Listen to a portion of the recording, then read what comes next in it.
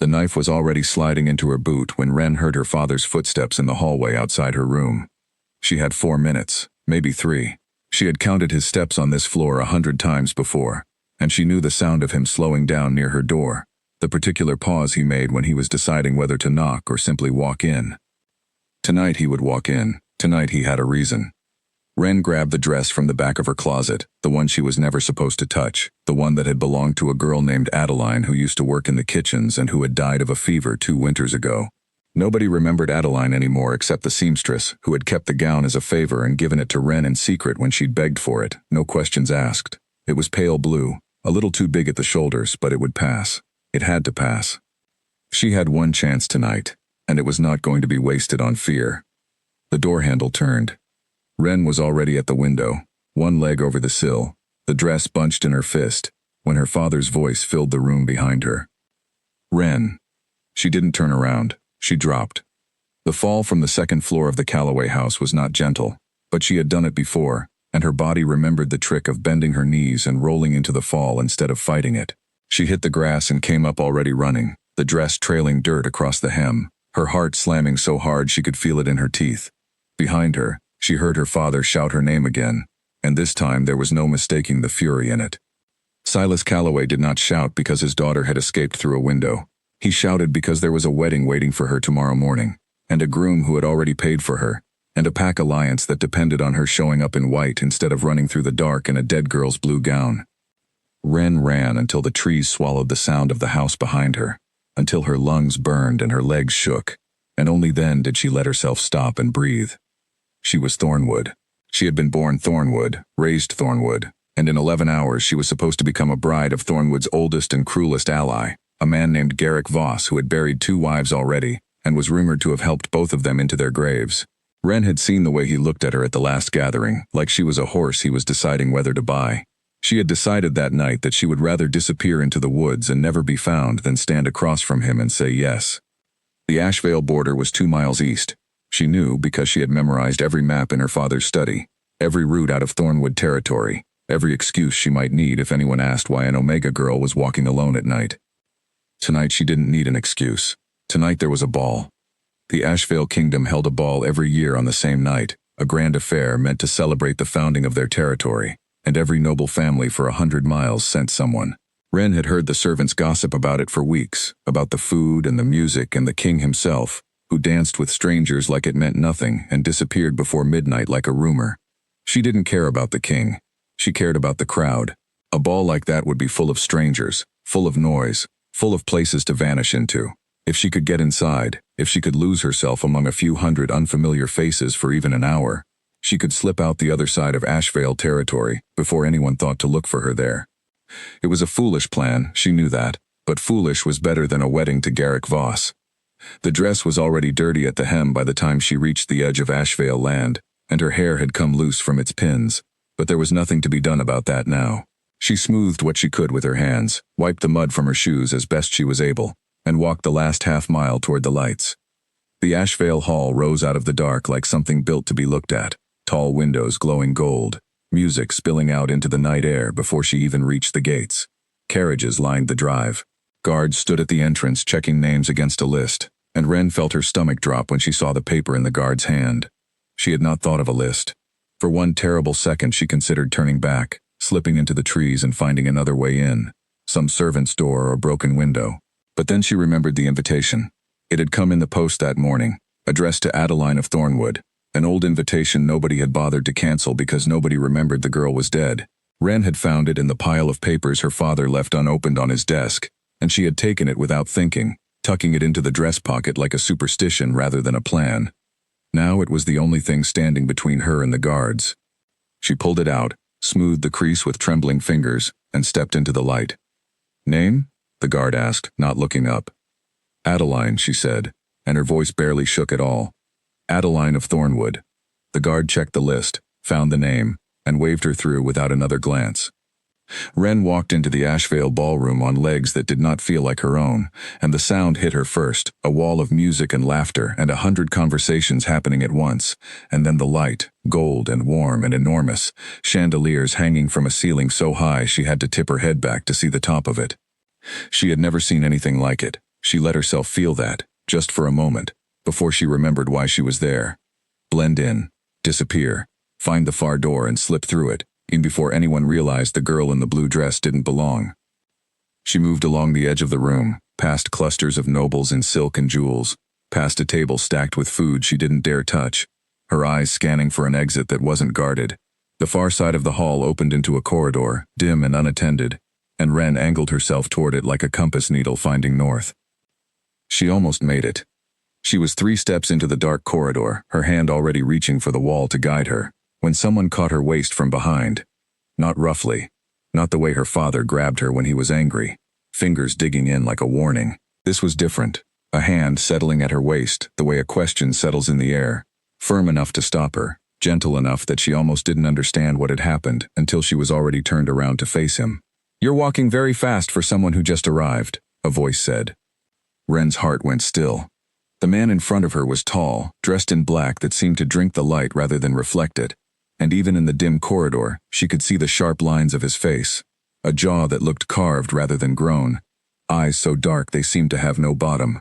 He didn't look at her like a stranger looks at a stranger. He looked at her like he already knew something she hadn't told him yet. "I needed air," Ren said. It was the first excuse that came to her, and it sounded thin even as she said it. "The air is better in a ballroom full of open windows than in a corridor that leads to my private study," he said.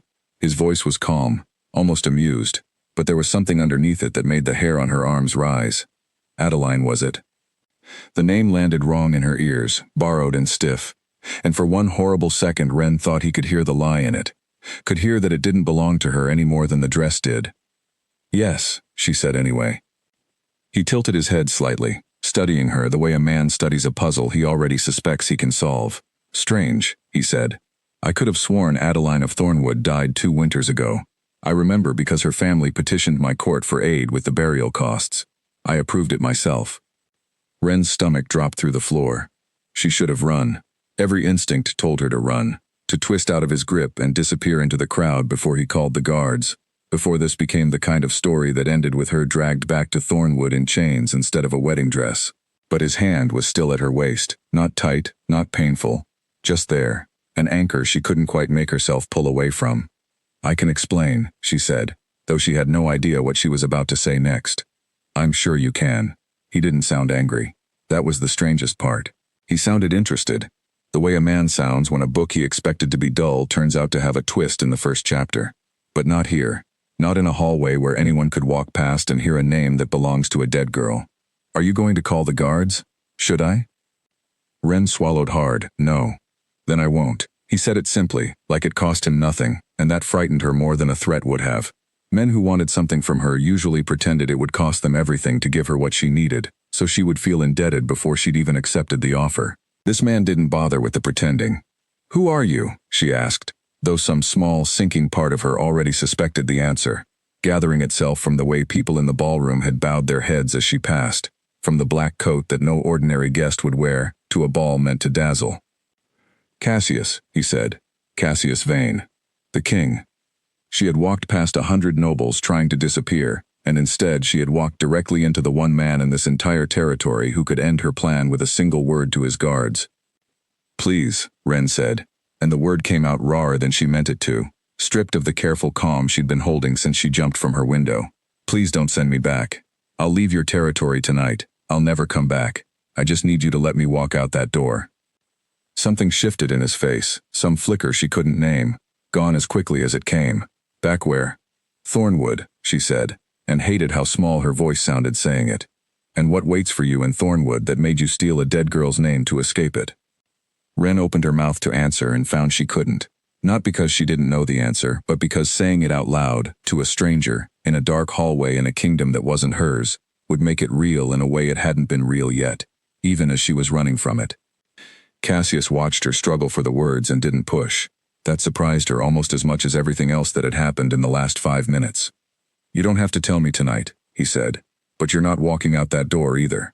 Not like this. Not with guards checking names against a list you've already broken. Then what am I supposed to do?" "Dance with me," he said, and something in his tone made it sound less like a request and more like the only door still open to her. "No one questions a woman dancing with the king, and it will buy you time to decide what you actually want to do next. instead of running blind into whatever's waiting on the other side of my border.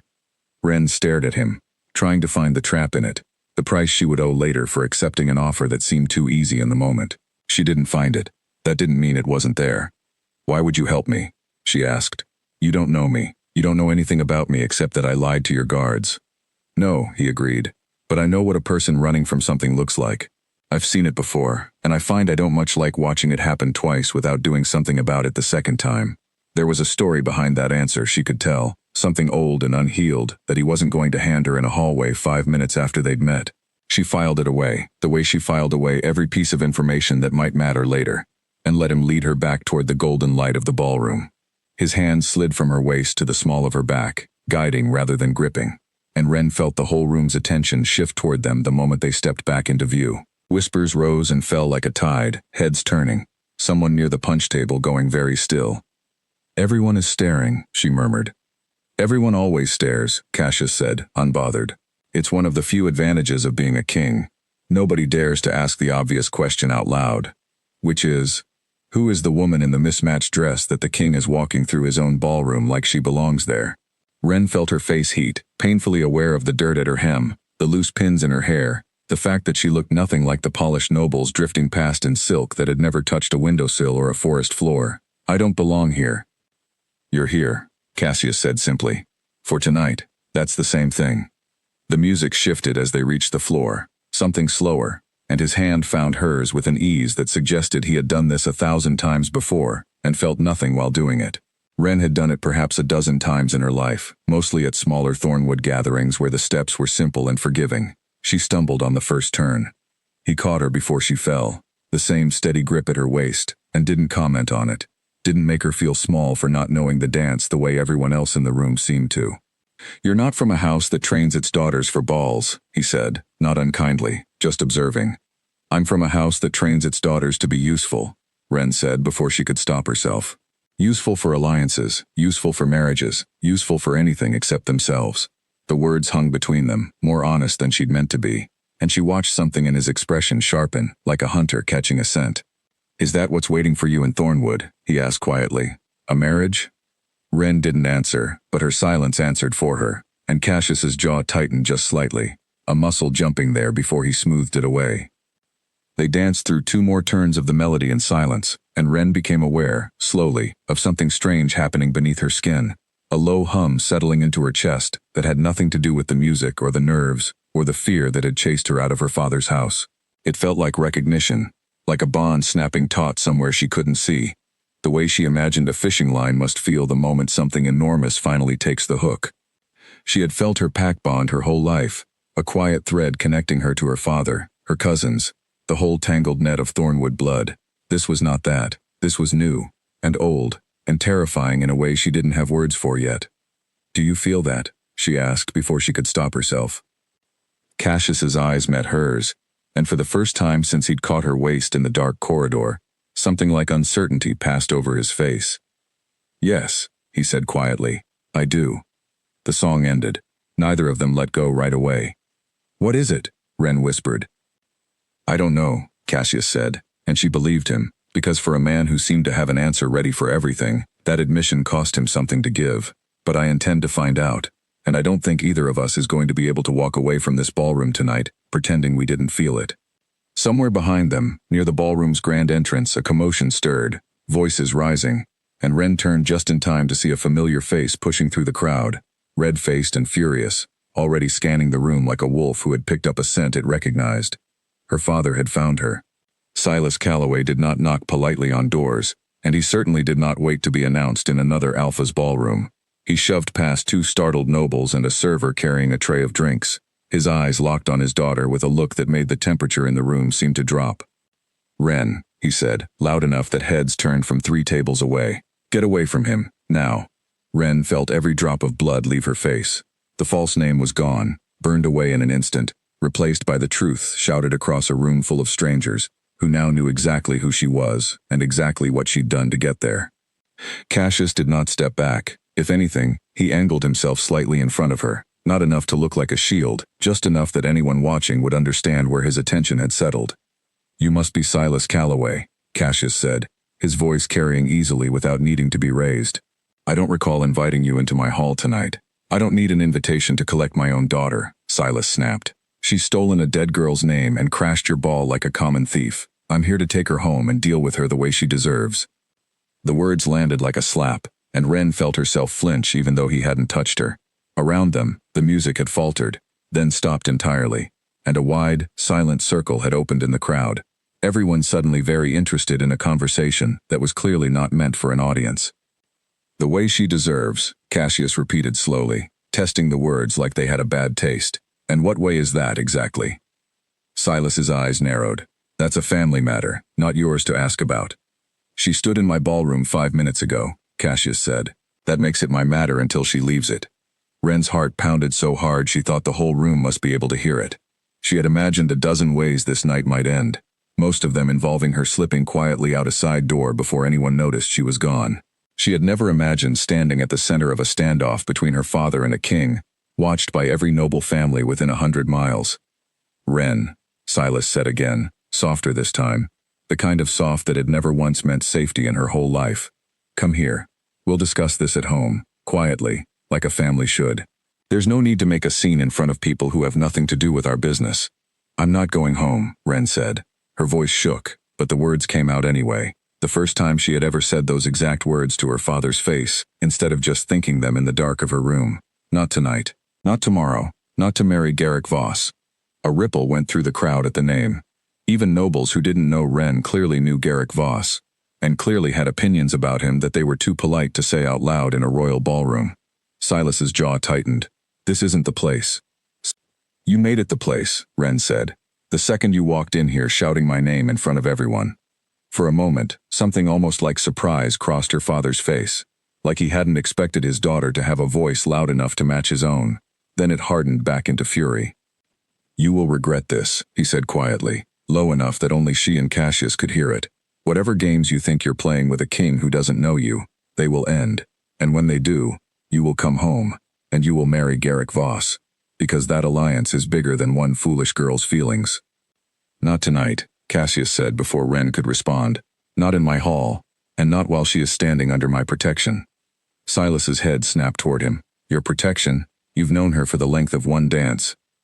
I've known her long enough, Cassius said, to understand that a father who speaks to his daughter the way you just did in front of strangers is not a man I intend to hand her back to tonight. The silence that followed was the kind that pressed against the ears, thick and dangerous. Wren watched her father's hands curl into fists at his sides, watched the muscle jump in his jaw, watched him do the math on what it would cost him to push further against a king in the king's own house, surrounded by the king's own guards. This isn't finished, Silas said finally. No, Cassius agreed, it isn't, but it's finished for tonight. He lifted one hand, and 2 guards Wren hadn't even noticed standing near the entrance moved forward, not aggressively, just present, a quiet reminder of whose territory this was. Silas looked at his daughter one last time, something unreadable moving behind his eyes, and then he turned and walked out of the ballroom the same way he'd come in, leaving a trail of whispers in his wake. Wren realized she was shaking only once he was gone. You should sit down, Cassius said, and this time his hand at her back was less about guiding her through a dance and more about keeping her upright.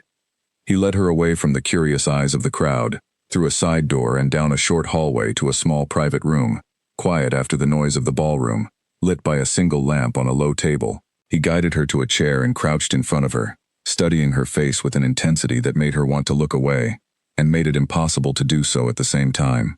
Breathe, he said. I am breathing. Not enough to stay conscious, apparently, given how pale you've gone. A faint, almost imperceptible smile touched his mouth, gone as quickly as it appeared. Drink this. He pressed a glass of water into her hands that she hadn't noticed him pour, and Wren drank it in 3 long swallows before she trusted herself to speak again. You didn't have to do that, she said.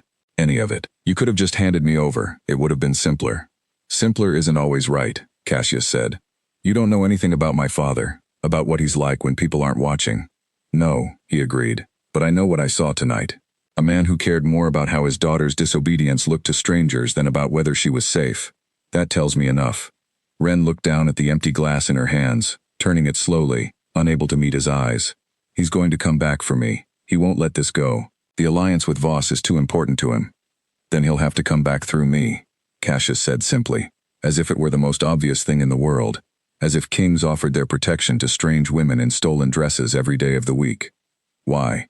Ren asked, finally looking up. Why would you do this? You don't owe me anything. You met me an hour ago. Cassius was quiet for a long moment, and when he spoke again, his voice had lost some of its earlier certainty, replaced by something more careful, more private. Because of what happened when we danced, he said. You felt it too. I saw it on your face. That isn't something that happens between strangers, Ren. Not the way it happened between us. Hearing her real name in his voice, after an entire night of being Adeline, of being someone else's ghost, sent an unexpected warmth through her chest. I don't understand what it was, she admitted. Neither do I. Not fully, but I've read enough, heard enough stories from old pack histories to have a guess. He hesitated, like the words cost him something to say out loud. There's an old bond, older than most packs remember anymore, that isn't formed through blood or marriage contracts. It forms on its own, between two people the fates decide belong together, whether either of them was looking for it or not. Ren's breath caught. A mate bond. Yes. Those are just old stories, she said, though even as she said it, she could feel the hum still sitting low in her chest, the same one that had settled there the moment his hand first caught her waist in the dark corridor. Fireside tales, nobody actually believes. I didn't either, Cassius said, until tonight. The room fell quiet again, filled only with the distant, muffled sound of music still playing in the ballroom beyond the closed door, as if the whole world hadn't just tilted sideways for both of them at once. What happens now? Ren asked. Now, Cassius said, standing and offering her his hand. You stay in Ashvale, under my protection, whatever that bond does or doesn't mean yet. Your father can rage against it all he likes, but Thornwood has no authority within my borders, and I intend to make certain he remembers that every single day you're here. Ren looked at his outstretched hand for a long moment, weighing the enormity of what she was about to do, the fact that saying yes meant severing herself completely from the only home she had ever known, walking into the unknown territory of a king's protection, with no idea what it would cost her in the end. She thought of Garrick Voss's cold, appraising eyes. She thought of her father's fury, of the wedding dress hanging in her closet that she was never going to wear now. She thought of the strange, steady hum in her chest that had settled the moment this stranger caught her waist in the dark. She took his hand. All right, she said, I'll stay. Something eased in Cassius's expression, relief mixed with a kind of quiet resolve, like a decision he had been bracing to make had finally, mercifully been made for him. Then let's get you somewhere you can actually rest, he said. Tomorrow, we figure out the rest. Neither of them said out loud what they were both thinking, that tomorrow would bring questions neither of them had answers to yet, about the bond humming between them, about the father who had promised this wasn't finished, about the wedding that would never happen and the war that decision might quietly begin. But for tonight, in a small, quiet room away from the noise, Ren allowed herself, for the first time in longer than she could remember, to simply feel safe. Morning in Ashvale came with a knock so soft Ren almost slept through it. She woke in a bed larger than her entire room back in Thornwood, sunlight pouring through tall windows she hadn't bothered to close the night before, and for one disoriented moment she forgot where she was and why her heart was already racing before she'd even opened her eyes. Then she remembered. The ball, the corridor, the hand at her waist, her father's furious face across a silent ballroom. The knock came again, and a woman's voice followed it, calm and businesslike. Lady Ren? The king asked me to bring you breakfast, and something more suitable to wear than what you arrived in. Ren sat up so fast the blanket slid off the bed entirely. Lady Ren was not a title she had ever been given in her life. In Thornwood, she had been an Omega, a word that always came with a quiet weight attached to it, a reminder of where she stood in the pack whether anyone said it out loud or not. Here, apparently, she was something else already, whether she'd earned it or not. Come in, she called, and the door opened to reveal a woman perhaps 10 years older than herself, dark hair pulled back neatly, a tray balanced expertly on one arm, and a folded set of clothes over the other. I'm Nessa, the woman said, setting the tray down on a small table near the window. I look after guests in the East Wing. The king said you'd need everything, essentially, given the state of the dress you arrived in. Ren felt her face heat at the memory of the mud-streaked hem, the borrowed gown 2 sizes too big at the shoulders. That's kind of him. It's practical of him, Nessa said, though not unkindly. You can't very well walk around Ashvale in a dead woman's ball gown for the rest of your stay. She paused, glancing sideways at Ren as she laid out the clothes, a simple but well-made dress in soft green. Word travels fast in a place like this. Everyone in the kitchens knows who you are and what happened last night by now. I imagine they do, Ren said quietly. For what it's worth, Nessa added, most of the staff think it's about time someone stood up to a pack alpha in front of his own daughter. Voss's reputation isn't exactly a secret this far from Thornwood either. It was such a small thing, a servant's offhand comment, but it settled something in Ren's chest that she hadn't realized was still unsettled. She had spent the whole night wondering if she'd made a foolish, dangerous mistake. Hearing that even strangers in another kingdom already understood why she'd run made the decision feel a little less like madness. She ate breakfast slowly, tasting food that had clearly been prepared by someone who knew what they were doing, and dressed in the green gown Nessa had brought, which fit like it had been made for her rather than borrowed from a dead girl's memory.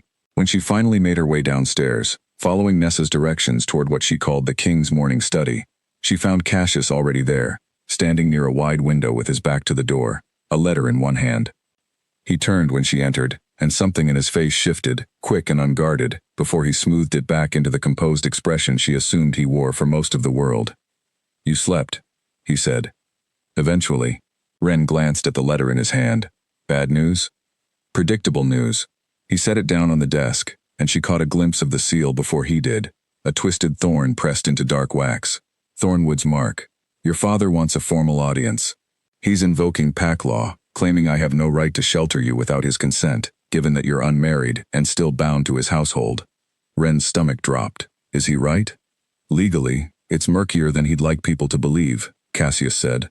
Pack law protects a father's authority over an unmarried daughter within his own territory.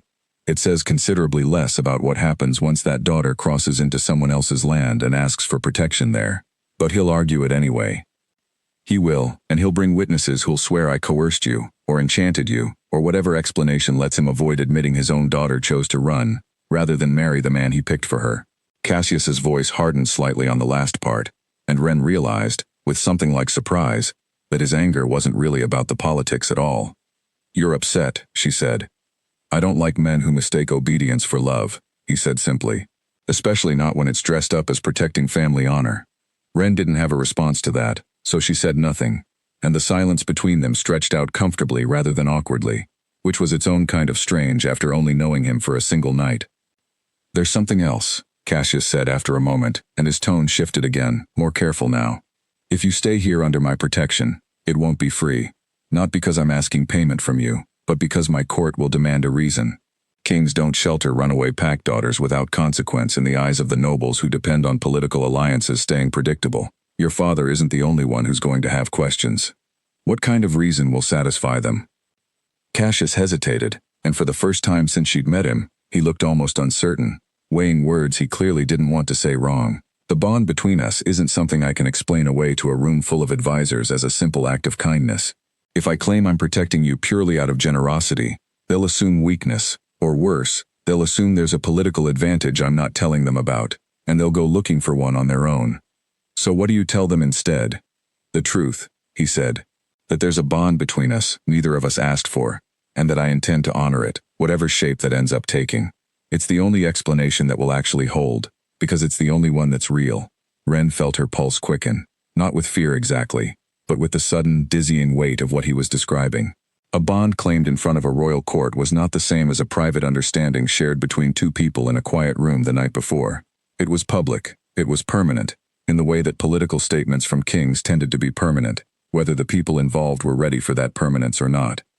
That's a very large thing to ask of someone you met yesterday, she said carefully.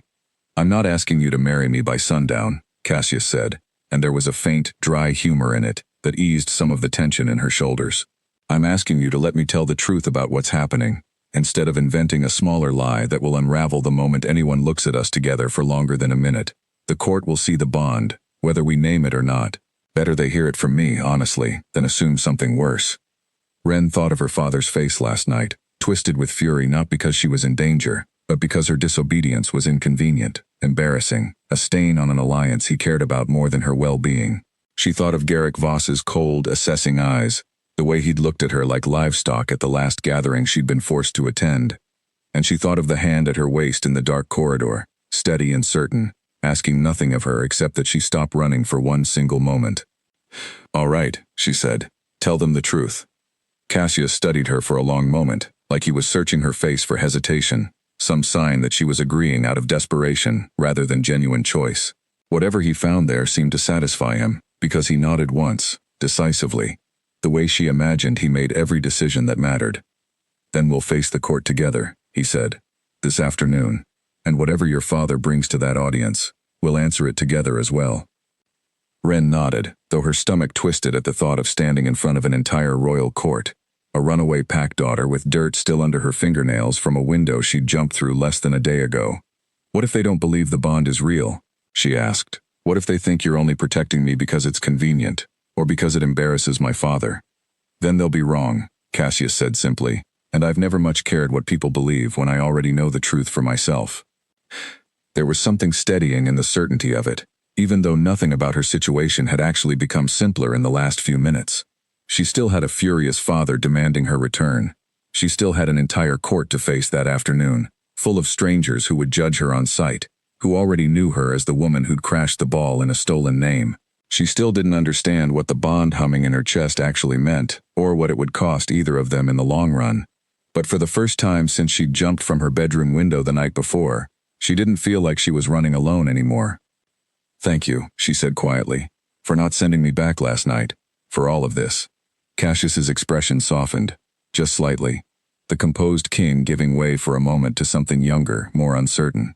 "Don't thank me yet," he said. "The hardest part of today hasn't started." He was right, of course, but Wren found as she followed him out of the study toward whatever waited for them that afternoon, that she wasn't nearly as afraid as she probably should have been. The Ashvale Court Hall was nothing like the ballroom Wren had crashed the night before.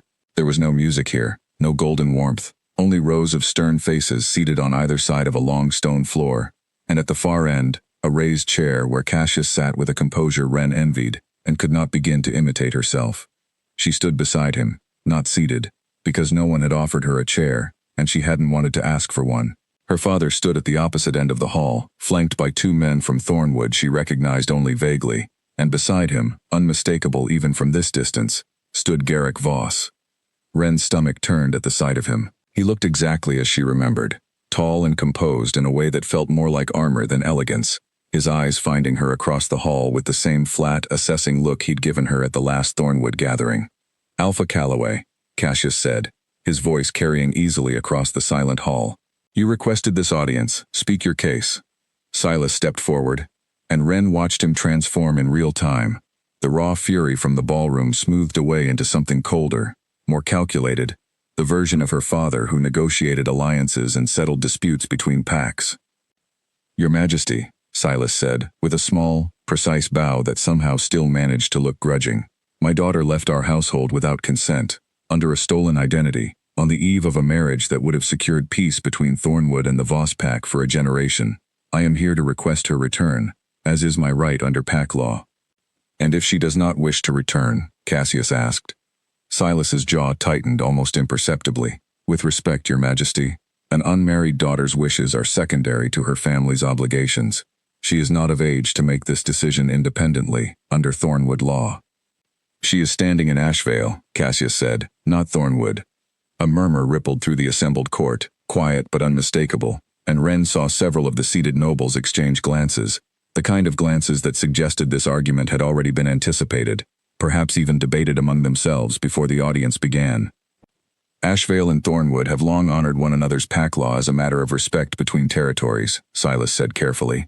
"I would not wish to see that respect broken over one girl's momentary panic." "Momentary panic," Wren repeated before she could stop herself, and every head in the hall turned toward her.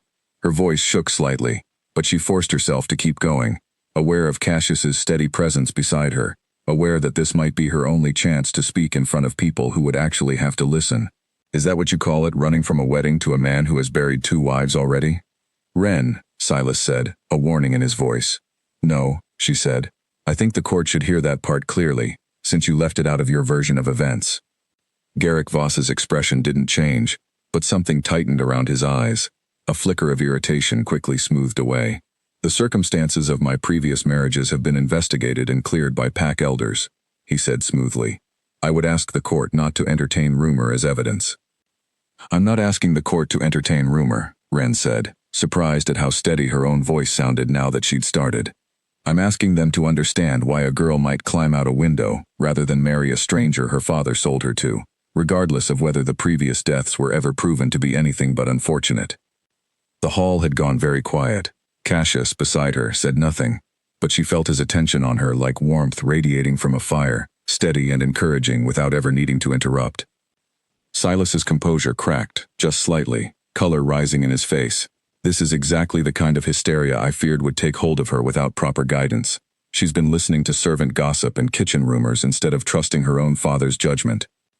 Or, Cassius said, and the single word cut through the hall with the ease of a man who had never once needed to raise his voice to command a room.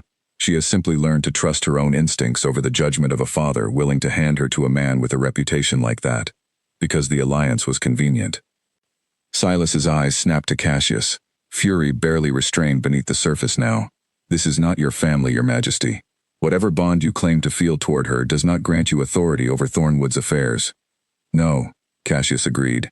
It grants me authority over what happens within my own borders, and Ren stands within my borders now, under my protection, as my bonded mate. The words landed in the hall like a stone dropped into still water, ripples spreading outward in the form of gasps and whispered exclamations from the assembled nobles. Ren felt her own breath catch, even though she'd known this was coming, even though she'd agreed to it that morning in his study. Hearing it declared out loud, in front of an entire court, made it real in a way that no private conversation ever could have. Garrick Voss's expression finally cracked, surprise and something uglier flashing across his face before he mastered it. A bonded mate, he repeated slowly. Formed in the span of a single evening? Bonds don't ask permission for their timing, Cassius said. I'd have thought a man your age would know that better than most.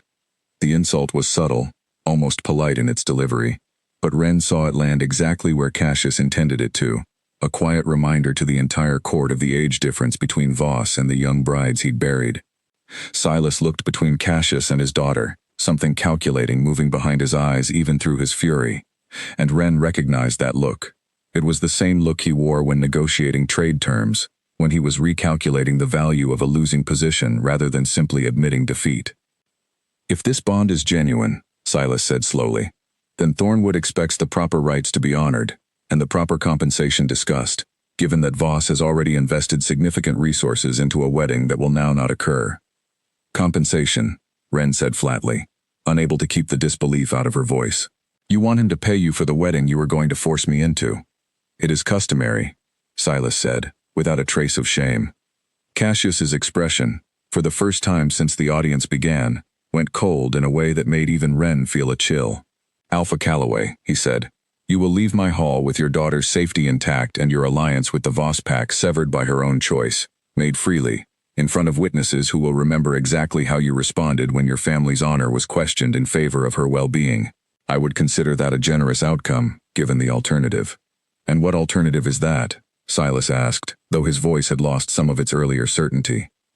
That I begin asking this court exactly how thoroughly those previous deaths in the Voss household were actually investigated, Cassius said, and whether Thornwood's elders looked as closely as they claimed, or simply accepted a convenient explanation, because the alliance was worth more to them than the truth. The silence that followed was absolute. Garrick Voss's face had gone pale, all pretense of calm composure abandoned, and Ren watched her father do the math on a threat that could unravel far more than one broken wedding, if Cassius chose to follow through on it.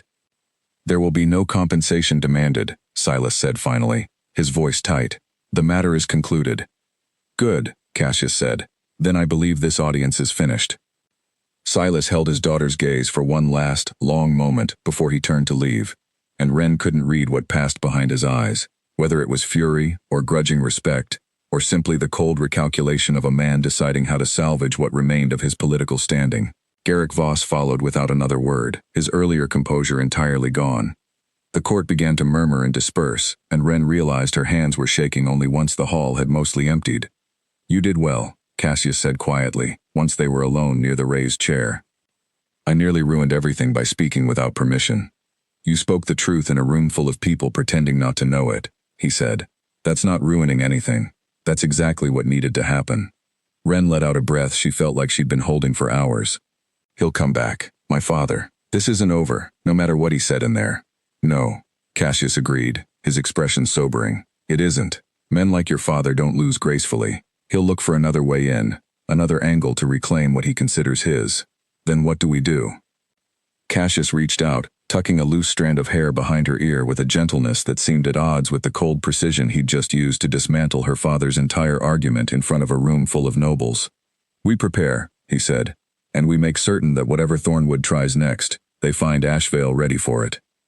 Wren nodded, though the unease in her chest didn't fully settle, a quiet certainty that her father's parting silence had not been surrender at all, but the beginning of something far more dangerous than a formal audience in a royal hall.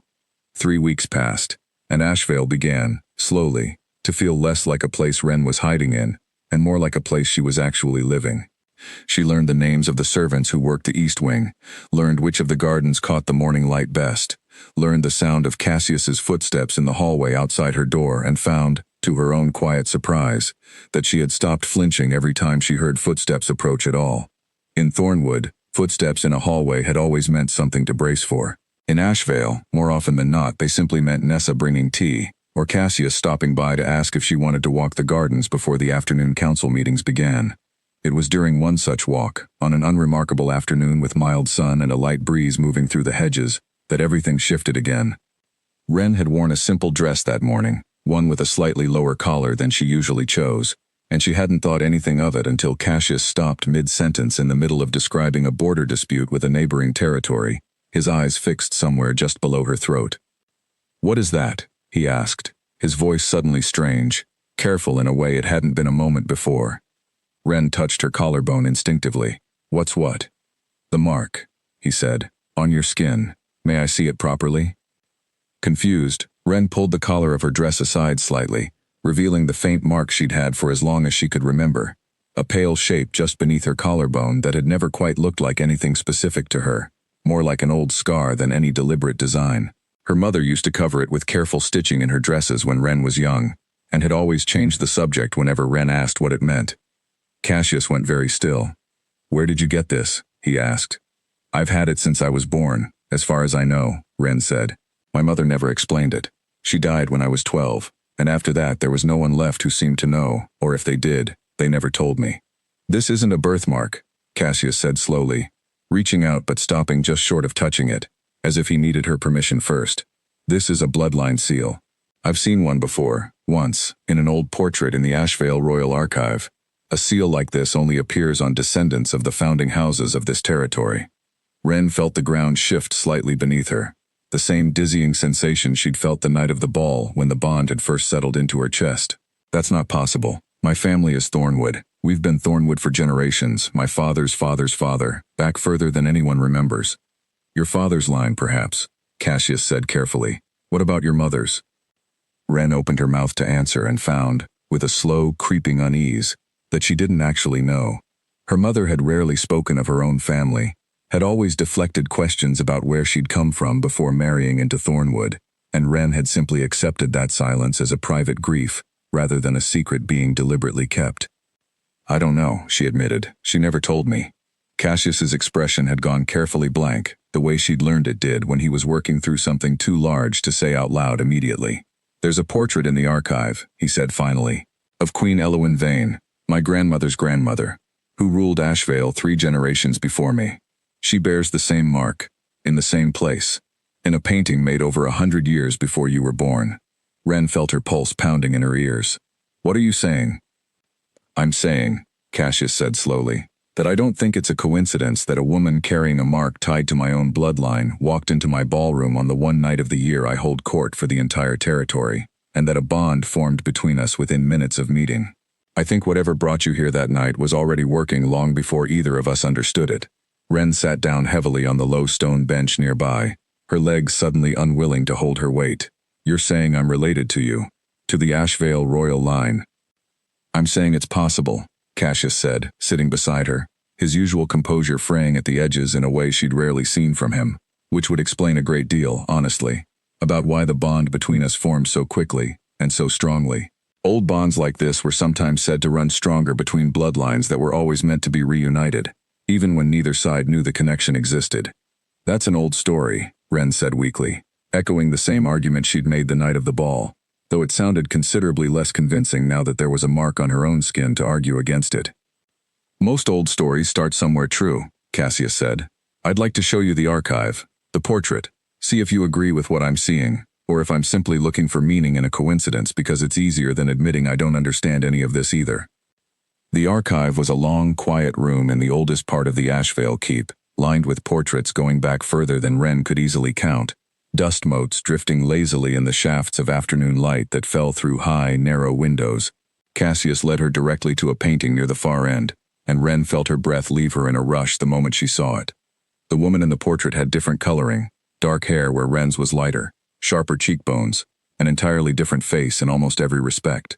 But there, just beneath her collarbone, painted with the same careful precision as the rest of the portrait, was the exact same mark Wren had carried her whole life without understanding it. That's not possible, she whispered again, though the words felt hollow even as she said them, standing directly in front of the proof that made the impossible considerably more likely. Queen Elowen disappeared from historical record rather suddenly, Cassius said quietly. The old accounts say she left Ashvale to marry into another house for the sake of an alliance, and that her descendants simply faded out of contact with the royal line over the following generations. No one ever recorded which house she married into. You think she married into Thornwood? I think it's possible, Cassius said, and I think, whatever the truth of it turns out to be, it explains a great deal about why you walked into my ballroom that night and everything changed the moment I touched your hand. Wren stared at the portrait, at the ghost of her own mark painted on a stranger's skin over 100 years before she was born, and felt something enormous and unsteady settle into place inside her, the sense of a question she hadn't even known to ask finally, quietly, being answered. If this is true, she said slowly, what does it mean? For us? For the bond? I don't fully know, Cassius admitted, but I know it means your presence in Ashvale is no longer simply a matter of protecting a runaway pack daughter from an unwanted marriage. If you carry Elowen's bloodline, you have a legitimate claim to this territory as much as I do, whether either of us intended that when we met. The weight of that landed slowly, layer by layer, as Wren considered everything it might mean, not just for herself, but for how her father would react when he inevitably learned of it, for how the court that had already watched her declared as Cassius's bonded mate might react to learning she also carried royal blood of her own. My father can never learn of this, she said quietly. Not yet. Not until we understand what it actually means. Agreed, Cassius said. For now, this stays between us, and perhaps a very small number of people I trust absolutely with matters like this. Wren nodded, though her mind was already racing ahead, imagining the questions this discovery would raise, the doors it might open and the dangers it might invite in equal measure. She thought of her mother's careful silences, the way she'd always changed the subject whenever the topic of her own family arose, and wondered, with a fresh ache, whether her mother had known exactly what that mark meant, and had spent her whole life protecting her daughter from a truth too dangerous to say out loud. I wish she'd told me, Wren said softly, more to herself than to Cassius. My mother, whatever she knew, whatever she was protecting me from, I wish she'd trusted me enough to explain it before she died. Cassius reached over and took her hand, his thumb tracing gently over her knuckles in a gesture that asked nothing, and offered everything. Perhaps she was protecting you exactly the way she thought best, with the knowledge she had at the time.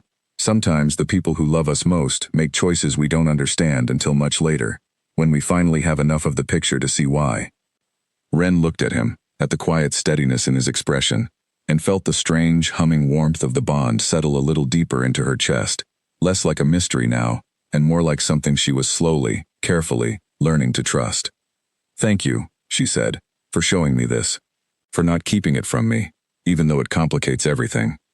I'd rather give you a complicated truth, Cassius said, than a simple lie.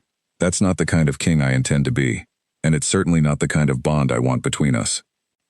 Outside the tall archive windows, the afternoon light had begun to shift toward evening, and somewhere beyond the walls of Ashvale, Wren knew, her father was almost certainly still plotting his next move, unaware that the daughter he'd tried to sell into a convenient marriage carried a secret that might upend everything he thought he understood about his own family's history. For now, though, standing in a quiet room full of old portraits with her hand held steady in Cassius's, Wren allowed herself a rare moment of something close to peace. The whispers started, as whispers always did, in the kitchens first, then the servants' halls, and finally, inevitably, in the ears of nobles who had nothing better to occupy their attention than the private business of their king. Ren heard it from Nessa, who delivered the news along with the morning tea with the careful, apologetic tone of someone who wished she didn't have to be the one saying it. "There's talk in the lower halls," Nessa said, setting the tray down without quite meeting Ren's eyes. "About a betrothal, an old one, arranged years ago between the king and a noblewoman from the southern territories." Ren set down the cup she'd just picked up. "What betrothal?" "I don't know all the details," Nessa admitted. "Only that it's an old agreement, made when the king was much younger, meant to secure peace between Ashvale and the southern houses. People are saying he's been putting off the final arrangements for years, and now that you've arrived, some think he's using you as an excuse to avoid it entirely." The words settled into Ren's stomach like cold stones. She thanked Nessa quietly, and sat with the tea going cold in front of her for a long time before she finally sought Cassius out, finding him in his study exactly where she expected, a stack of correspondence in front of him that he set aside the moment she walked in. "You look like you have questions," he said. "Is it true?" Ren asked, not bothering with any gentler approach. "A betrothal? From before I ever arrived, am I simply a convenient reason for you to avoid an arrangement you never wanted?" Something flickered across Cassius's face, and for the first time since she'd known him, he looked almost caught, like a man realizing a conversation he'd been quietly avoiding had finally arrived whether he was ready for it or not. "It's true there was a betrothal arranged," he said slowly, "years ago, by my father, before he died, to a noblewoman named Isolde, from the southern houses. It was meant to secure a lasting peace between our territories after decades of border disputes." "And you never told me." "It was never finalized," Cassius said. "I've delayed it for 3 years, using every diplomatic excuse available to me, because I never wanted a marriage arranged for me before I'd had any say in the matter myself." "That doesn't answer my question," Ren said, her voice tighter than she meant it to be. "Am I your excuse? Something convenient to point to so you don't have to marry a woman you were promised to before you ever met me?"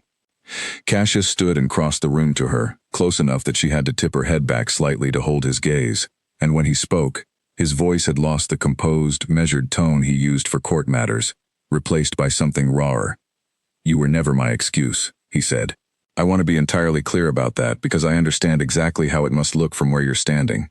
I have been avoiding that betrothal for 3 years, long before I ever met you, because it was never something I wanted. That part is true, but you are not the reason I'm refusing it now. You are the reason I finally understand what I was waiting for instead." Ren felt her anger falter slightly, though the hurt underneath it remained. "That's a very convenient thing to say, now that I'm asking." "It would be convenient," Cassius agreed, "if it weren't also true. I could have told you about Isolde the day you arrived, and perhaps I should have. I didn't, because it felt like ancient business that had nothing to do with what was happening between us, and because, if I'm honest, I didn't want to give you a reason to doubt what you were feeling before you'd even had the chance to trust it." "So you hid it?" "I delayed telling you," he said, "which I understand now was its own kind of mistake, even if my reasons for it weren't malicious." Ren studied his face for a long moment, searching for the deception she half expected to find there, some sign that his words were simply a more sophisticated version of the same excuses her father used whenever he was caught doing something inconvenient. She didn't find it. What she found instead was something that looked almost like fear, an emotion she hadn't yet seen on him in the weeks she'd known him. "What happens now?" she asked. "With Isolde, with the betrothal?" "I intend to end it formally," Cassius said. "I should have done it years ago, regardless of you. But I won't pretend the timing doesn't look complicated, or that the southern houses won't have opinions about it once word reaches them officially. They'll think exactly what the servants are already whispering," Ren said, "that I'm the reason, that I ruined a peace treaty 3 years in the making." "Then they'll be wrong," Cassius said again, echoing the same certainty he'd used against her father in the court hall weeks earlier. "The betrothal was already dying before you arrived. You simply gave me the courage to finally let it go instead of continuing to postpone an ending I already knew was coming." Ren wrapped her arms around herself, feeling suddenly very tired, the weight of the last month pressing down on her all at once. The flight from Thornwood, the court audience, the discovery of the mark, and now this, another complication layered on top of everything else she was still learning to navigate. "I don't want to be the reason your kingdom goes to war with the South," she said quietly. "I ran from Thornwood so I wouldn't be a bargaining chip in someone else's alliance. I don't want to become one for Ashvale instead, even by accident." "You won't be," Cassius said, stepping closer, his hand finding hers gently, the same steady grip she remembered from the dark corridor the night they'd met. "I will handle Isolde and the southern houses myself, with honesty rather than excuses. Whatever tension it creates, it will be mine to manage, not a debt you owe for simply existing in my life. You make it sound simple. It won't be simple, he admitted, but it will be honest. And I would rather face something difficult honestly than build whatever we have together on top of a lie I let stand because it was easier in the moment. Ren let out a slow breath, some of the tightness in her chest easing, though not entirely. Trust, she was learning, wasn't built in a single conversation, no matter how honest it was. It was built slowly, through repeated moments of choosing truth over convenience, and this was only one such moment among what she suspected would be many more to come. I need time, she said finally, to trust that this is really over, and not simply postponed again the way it's been postponed for 3 years already. Take whatever time you need, Cassius said. I'm not asking you to simply believe me because I've said the right words. I intend to prove it, formally, publicly, in whatever way makes the truth of it impossible to doubt. True to his word, within the week, a formal letter was sent to the Southern houses, dissolving the betrothal in language careful enough to avoid outright insult, but firm enough to leave no room for misinterpretation. Word of it spread through the Ashvale court almost as quickly as the original rumor had, and Ren braced herself for the fallout. The Southern houses' anger, the whispered accusations that she had somehow orchestrated the entire situation for her own benefit. What she got instead, to her quiet surprise, was something closer to relief from most corners of the court, several older advisors admitting privately to Nessa that they'd never much cared for the Southern Alliance to begin with, and had simply gone along with it out of respect for the old king's original wishes rather than genuine conviction. It didn't erase the uncertainty entirely. Ren still lay awake some nights wondering if this was truly finished, if the Southern houses would let the insult go without retaliation, if Cassius's honesty would be enough to hold against whatever political storm might still be brewing beyond Ashvale's borders. But when Cassius found her in the garden a week later, the letter's formal response from the South finally in hand, his relief was evident enough that some of her own uncertainty finally began to ease alongside it. They've accepted the dissolution, he said, holding up the letter. Reluctantly, and with several pointed remarks about Ashvale's changing priorities, but they've accepted it.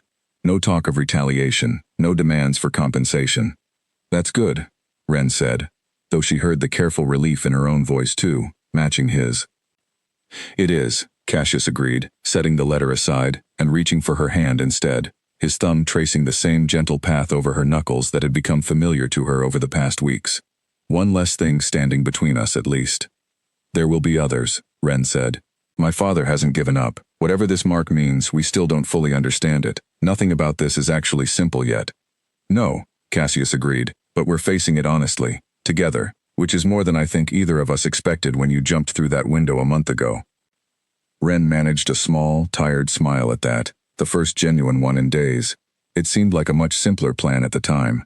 Most escapes usually do, Cassius said, right up until the moment someone catches your waist in the dark and everything gets considerably more complicated. The messenger arrived at dawn, half his uniform torn, blood dried along one arm, his horse lathered white with exhaustion from riding through the night without stopping. Ren was awake before Nessa even reached her door, some instinct pulling her from sleep the moment the commotion began in the courtyard below her window. By the time she made it downstairs, still in her nightclothes with a shawl thrown hastily over her shoulders, Cassius was already standing in the entrance hall, listening to the messenger's report with a stillness that frightened her more than any shouting could have. Say it again, Cassius said, his voice carefully controlled. All of it. 6 men, Your Majesty, the messenger said, still catching his breath. Thornwood men, crossing the eastern border near Millbrook. Our patrol challenged them. They didn't stop. He hesitated, glancing briefly at Ren before continuing. 3 of our guards are dead, 2 of theirs. The rest fled back across the border before reinforcements arrived. The words landed in the hall like something physical, and Ren felt the blood drain from her face. Dead. Not threats, not letters full of careful, cold legal language.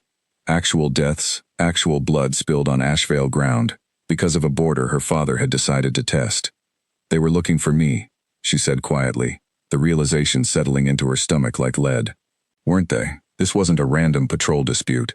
The men captured before they fled admitted as much, the messenger said grimly. They'd been sent specifically to locate and retrieve Lady Ren, under orders from Alpha Calloway himself. Cassius's expression had gone somewhere cold and distant, a version of him Ren hadn't seen before, not even in the court hall when he'd threatened to unravel the Voss Pack's carefully buried secrets in front of an entire audience. Gather the council, he said to the messenger. Immediately. The council chamber filled quickly. Advisors pulled from breakfast tables and morning routines, their faces grim, as the messenger's report was repeated for the full assembly. Ren stood near the back, feeling every eye in the room drift toward her at some point during the retelling, the unspoken question hanging in the air whether anyone said it aloud or not. Was this worth it? Was one runaway pack daughter worth Ashvale blood spilled on its own soil? Your Majesty, one of the older advisors said carefully, once the messenger had finished. With respect, this cannot be treated as a simple border dispute any longer. Men are dead. Thornwood has crossed a line that demands a formal response. I'm aware, Cassius said. Some may argue, another advisor added, more cautiously, that the simplest resolution would be to return Lady Wren to her father's custody and avoid further escalation before more lives are lost over the matter. The room went quiet, and Wren felt the weight of every gaze settle on her at once, some sympathetic, others coldly calculating, weighing her worth against the lives already lost and the lives that might still be lost if this continued. Before Wren could find the words to respond, Cassius spoke first, his voice cutting through the tense silence with the same unshakable authority she remembered from the court hall. No, he said simply. Your Majesty. I said no, Cassius repeated, quieter this time but somehow more forceful for it. Lady Wren is not a bargaining chip to be handed back the moment the cost of protecting her becomes inconvenient. She is my bonded mate, and very likely, as some of you now know, a descendant of this territory's own founding bloodline. Thornwood crossed our border and killed our people while hunting her. That is not a dispute to be resolved by surrendering the very person they came to take. That is an act of war, and I intend to treat it as exactly that. The words settled over the chamber like a verdict, and Wren watched the advisors' faces shift, some tightening with worry, others, surprisingly, nodding slowly in what looked like grim agreement. An act of war, the oldest advisor repeated carefully. Against Thornwood. Your Majesty, they are not a small pack. A conflict of that scale would cost Ashvale considerably, in both resources and lives, regardless of how justified our position might be. I'm aware of the cost, Cassius said. I'm also aware of what it costs us to be the kind of kingdom that hands back innocent people the moment their protection becomes expensive. That reputation, once earned, follows a territory for generations. I won't be the king remembered for trading away someone under my protection to avoid a costly conflict. Wren felt something tighten painfully in her chest. Gratitude and guilt tangled together in a knot she didn't know how to loosen. This is my fault, she said quietly, the words carrying further in the silent chamber than she'd intended. If I hadn't come here, if I hadn't crashed that ball, none of this. Don't, Cassius said, turning to her, with an intensity that stopped the rest of her sentence in her throat. This is not your fault. This is the fault of a man who decided that killing Ashvale guards was an acceptable price to pay for recovering property he believes he still owns. That is not a burden you carry. That belongs entirely to your father. The chamber remained quiet for a long moment, the weight of the decision settling over everyone present. What are your orders, Your Majesty? The messenger finally asked.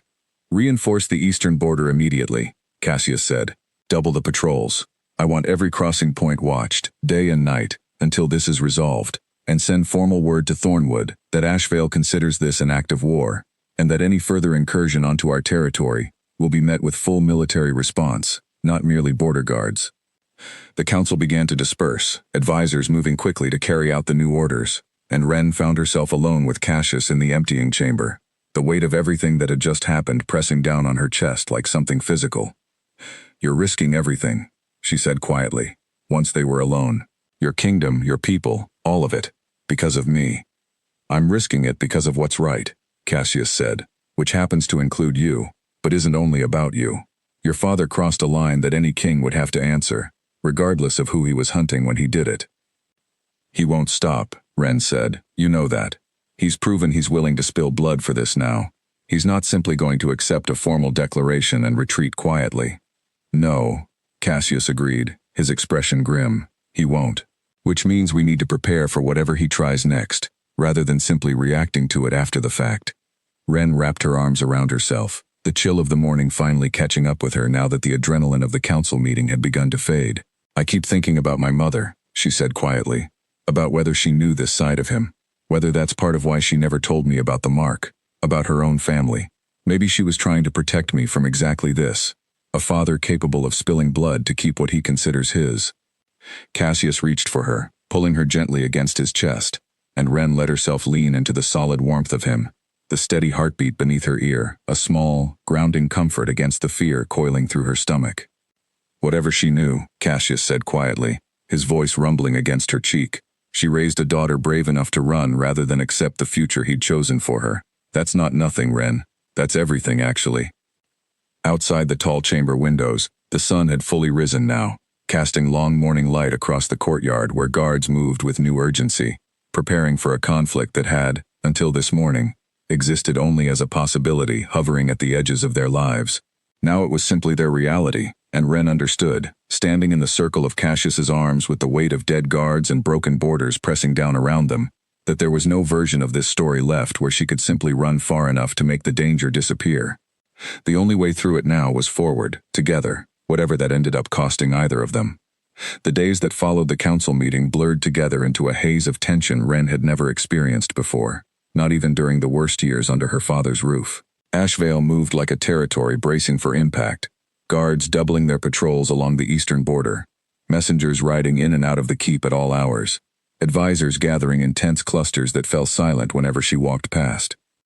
She tried to help where she could, though most of what happened in those council rooms was beyond her understanding, matters of troop placement and supply lines that Cassius handled with a grim competence that reminded her, more than anything else so far, that he was not simply the man who had caught her waist in a dark corridor. He was a king preparing his territory for a war he hadn't wanted, and the weight of that responsibility showed in the new lines around his eyes, the way he'd stopped sleeping through the night, the careful, controlled way he spoke to everyone except her.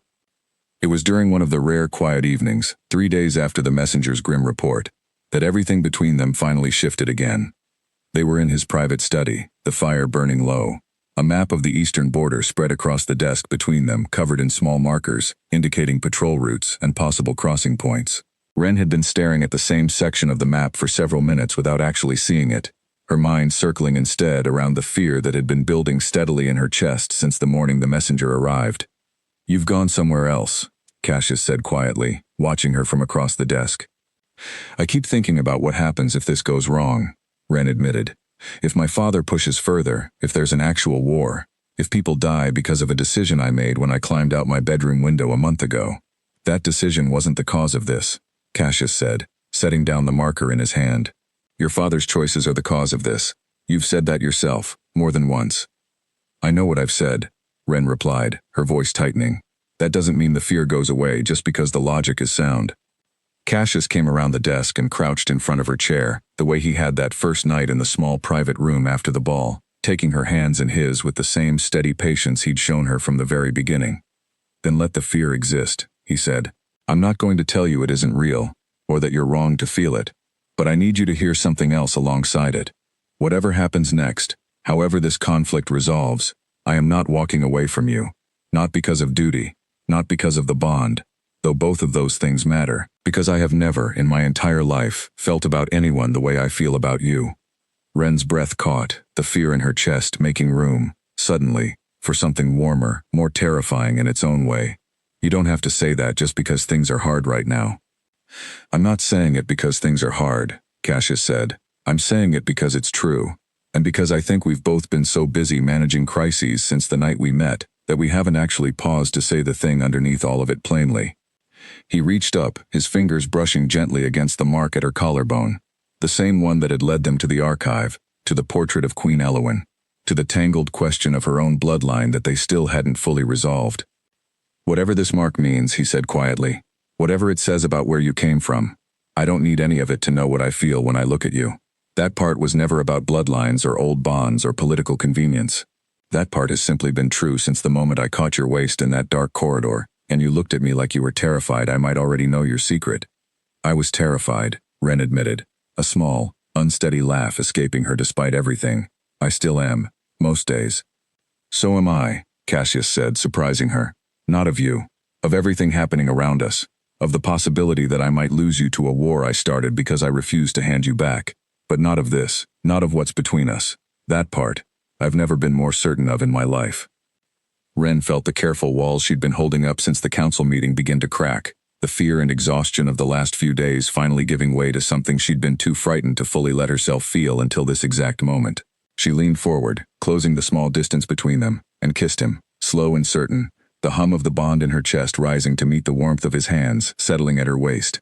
Exactly the way they had the very first night, except now there was no uncertainty left in either of them, no question of whether this was real or simply the strange magic of a bond neither of them had asked for.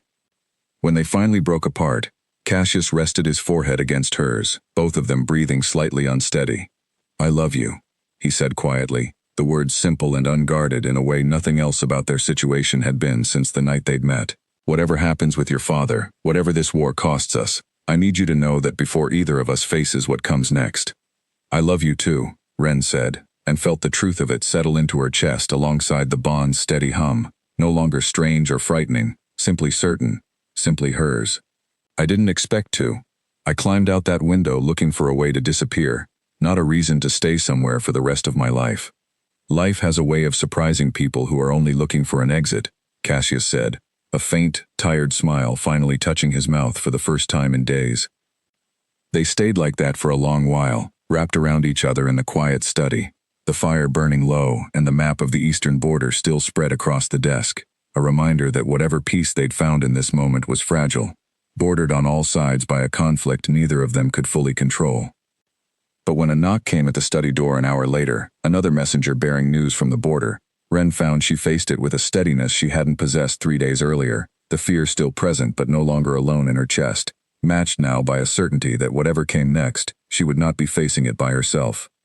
The messenger's news was grim but not catastrophic. Another attempted crossing repelled without further loss of life on either side, and Cassius listened to the report with the same careful attention he'd given every update since the conflict began, already turning his mind toward the next necessary decision before the messenger had even finished speaking. Ren watched him work, steady and certain even under the weight of a war he hadn't wanted, and understood, with a clarity that surprised her, that whatever her father tried next, whatever Thornwood threw against Ashvale's borders in the days to come, she was no longer simply running from something. For the first time in her life, she was standing firmly beside something worth staying for, and she intended to hold her ground exactly as fiercely as the man beside her was already holding his. The letter arrived sealed with Thornwood's twisted thorn mark, carried not by a soldier this time but by an old messenger Ren recognized from her childhood, a man named Corwin who had served her father for as long as she could remember, and had always been kind to her in the quiet, unremarkable way of someone who preferred peace to conflict. She intercepted him in the courtyard before he could be brought before the full council, something in his nervous expression making her uneasy before she'd even read a single word of what he carried. "Lady Ren," Corwin said quietly, glancing around before pressing the letter into her hands rather than waiting for a formal audience. "This is meant for the king, but I wanted you to see it first. I don't trust what your father intends by it." The letter, when Ren broke the seal, requested a private meeting between Cassius and Silas, unaccompanied by guards or advisors, at a neutral location along the border, to discuss terms for ending the conflict without further bloodshed. It was written in careful, reasonable language, the kind of diplomatic phrasing that would look, to anyone reading it without context, like a genuine offer of peace. "Something is wrong with this," Ren said, reading it a second time. "My father does not request quiet, unaccompanied meetings. He negotiates with witnesses, with leverage, with people who can see exactly how much he's willing to concede in front of an audience that matters to him." "I agree," Corwin said, his voice dropping further. "I've served your father a long time, Lady Ren. I've watched him negotiate 100 agreements over the years. This isn't how he does business when he genuinely intends to keep his word." Ren's stomach turned cold. "You think it's a trap?"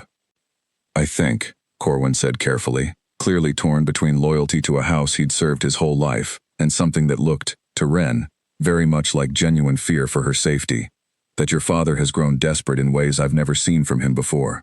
The alliance with Voss is broken. His territory has lost guards in a conflict that's costing him standing among the other packs. He needs this resolved quickly, and quietly, in a way that lets him control the outcome. Which means luring Cassius somewhere without protection," Ren said, the pieces falling into place with sickening clarity. "So he can force terms, or worse, without witnesses to stop him." "I don't know his exact plan," Corwin admitted. "I only know I couldn't deliver this letter without warning someone first. I owe your mother that much at least. She was kind to me, once, a long time ago." Ren's throat tightened at the mention of her mother, but she pushed the emotion aside, focusing instead on the immediate danger unfolding in front of her. "I need to find Cassius. Now, before this letter reaches him through official channels and he agrees to the meeting before I can warn him." She found him already reading a copy of the same letter, delivered through the proper channels while she'd been intercepting Corwin in the courtyard, his expression thoughtful rather than immediately suspicious. "Don't go," Wren said before he could speak, breathless from half running through the keep's corridors. "It's a trap," Corwin warned me. "My father doesn't negotiate this way, not genuinely. This is designed to get you alone, unprotected, somewhere he controls." Cassius's expression sharpened immediately, the thoughtful consideration replaced by the same cold calculation she'd seen the day the messenger first reported the border deaths. "Corwin, your father's messenger. He served my family for years," Wren said. "He risked a great deal bringing this warning to me directly, instead of simply delivering the letter and staying out of it. I believe him." "I believe you," Cassius said, already moving toward the door, calling for his guard captain before Wren had even finished explaining the full situation. Within minutes, the study had filled with advisors and soldiers. The letter passed around and examined, theories forming rapidly about what Silas might actually intend. "If we refuse the meeting outright," one advisor said, "it will look like Ashvale rejected a genuine peace offer, regardless of what your father's true intentions were. That could cost us standing with the other territories who are already watching this conflict closely." "Then we accept the meeting," Cassius said, "but not on his terms. I go with a full guard, openly, and if he intends something other than genuine negotiation, he'll have to reveal it in front of enough witnesses that the truth can't be buried afterward." "That's still dangerous," Wren said, fear tightening in her chest at the thought of him walking toward whatever her father had planned, however many guards accompanied him. "You don't know what he's capable of when he's desperate. I've seen it, in small ways, my whole life. This is not a man who loses gracefully." "I know," Cassius said, turning to face her fully, his expression softening slightly despite the tension in the room. "Which is exactly why I need to go, prepared, rather than simply refusing and leaving him free to try something else, something we might not see coming as clearly next time." Wren wanted to argue further, wanted to find some way to keep him from walking anywhere near her father again, but she understood, even through the fear, that Cassius was right. Refusing the meeting outright would only delay the inevitable confrontation, not prevent it, and at least this way, they could control the terms, prepare for the possibility of betrayal rather than simply waiting for it to arrive unannounced. "Then I'm coming with you," she said. "Wren." "I'm not asking permission," she said, her voice firmer than she'd intended, though she didn't take it back. "This is my father, my history. My decision to run from a marriage that started this entire conflict. I will not sit safely inside these walls while you walk toward whatever trap he's built, not when I might see something coming that your guards wouldn't recognize until it was too late." Cassius studied her for a long moment, and Wren watched him weigh his instinct to protect her against the plain truth of what she'd just said, the years of knowledge she carried about her father's tactics that no Ashvale guard could match. "All right," he said finally, "but you stay close to me, and if anything happens, anything at all, you get to safety immediately. That's not a request either." "Agreed," Wren said, relief and fear tangling together in her chest in equal measure. The meeting was arranged for the following dawn, at a small clearing along the border marked by an old, weathered stone that had apparently stood there since before either territory's current borders were drawn. Cassius arrived with a full contingent of guards, visible and unhidden, a clear signal that this was not the quiet, unaccompanied meeting Silas had requested.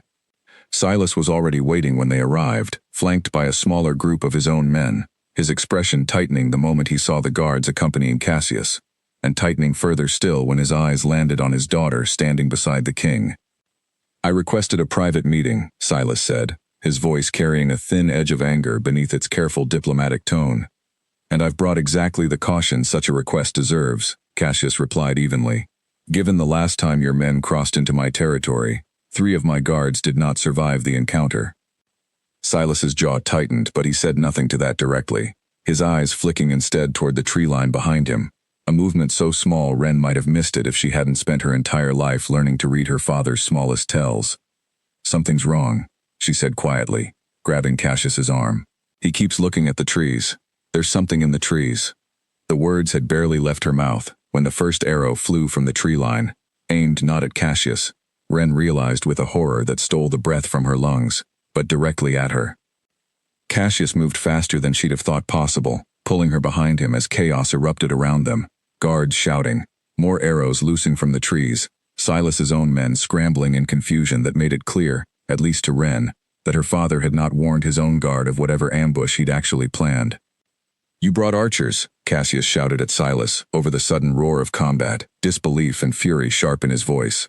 "To a peace negotiation."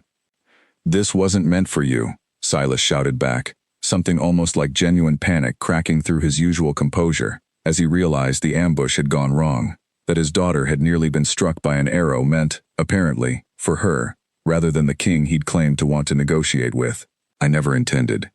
Whatever he'd intended to say was lost as Ashvale guards moved decisively against the ambush, and within minutes, the clearing had gone from chaos to a tense, uneasy stillness. Several of Silas's own archers captured or fled. The old stone marker splintered where an arrow had struck it instead of its intended target. Wren stared at her father across the clearing, her whole body still trembling from the near miss, and understood, with a clarity that felt like something breaking permanently inside her chest, exactly what he had actually intended by this meeting. Not a genuine negotiation, not even simply capturing Cassius to force terms. He had intended, all along, to eliminate her, the one variable he could no longer control, the daughter who had become a mated queen of Ashvale, and a possible claimant to a bloodline that threatened everything he'd built his authority on. "You were going to kill me," she said, her voice shaking with a fury she'd never let herself fully feel toward her father before this exact moment. "Not capture me, not bring me home, kill me." Silas's face had gone pale, and for the first time in Wren's entire life, she watched something that looked almost like shame cross his features, quickly buried beneath his usual mask of cold composure. "You misunderstand."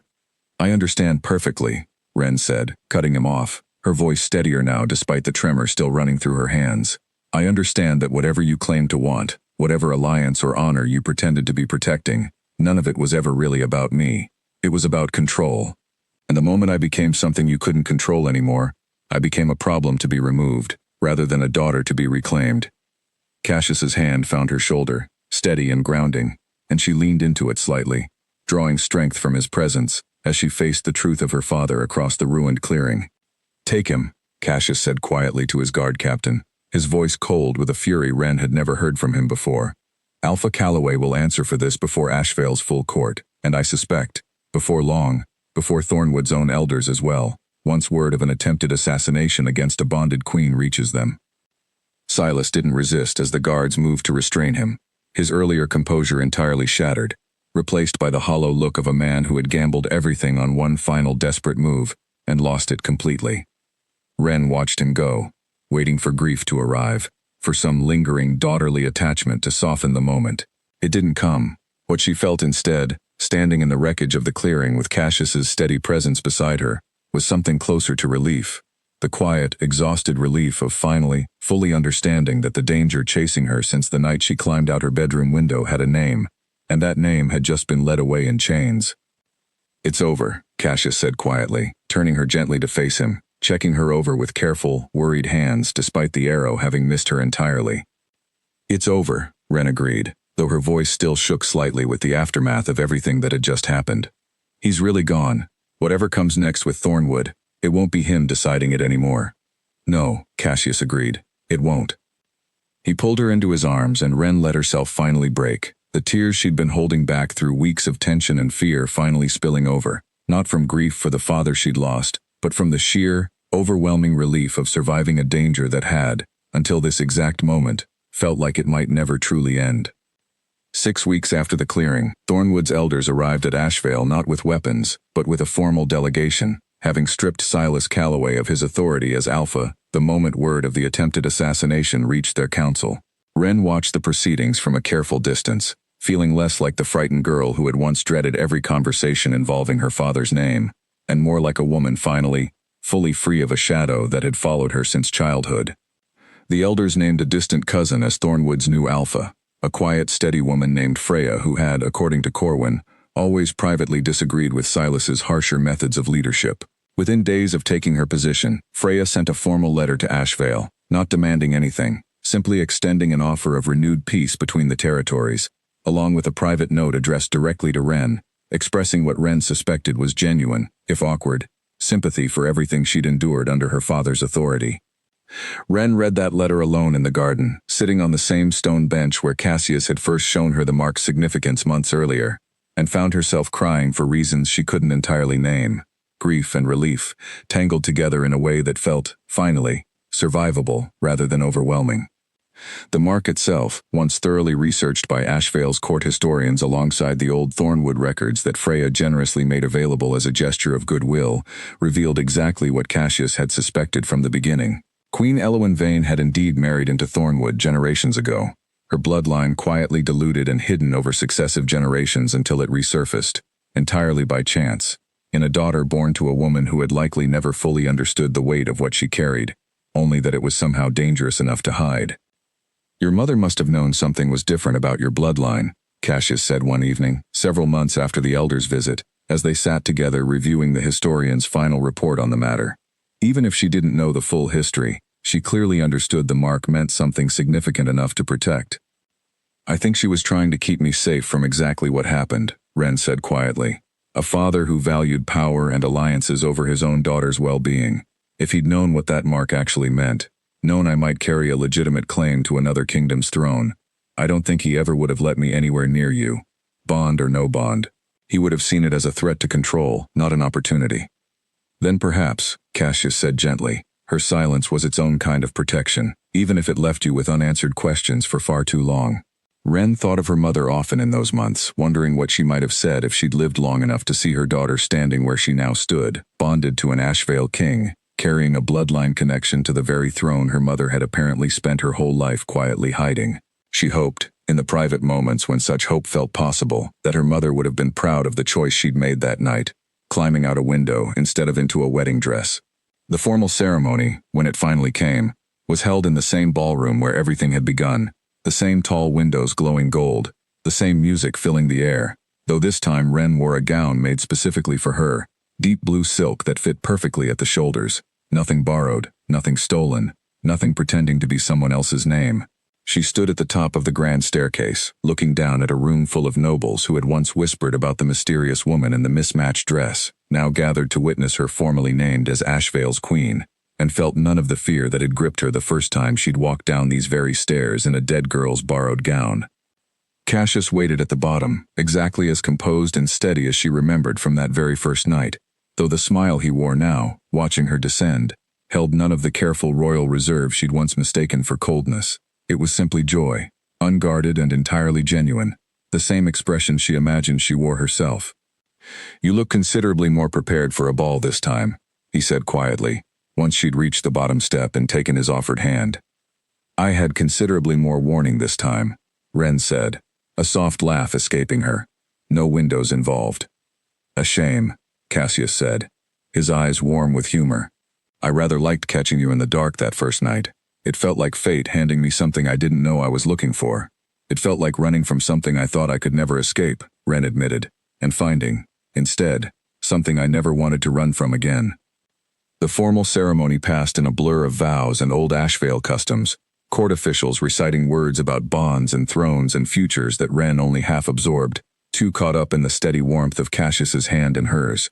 The hum of the bond settled fully and permanently into her chest, no longer strange or frightening, simply hers, simply home.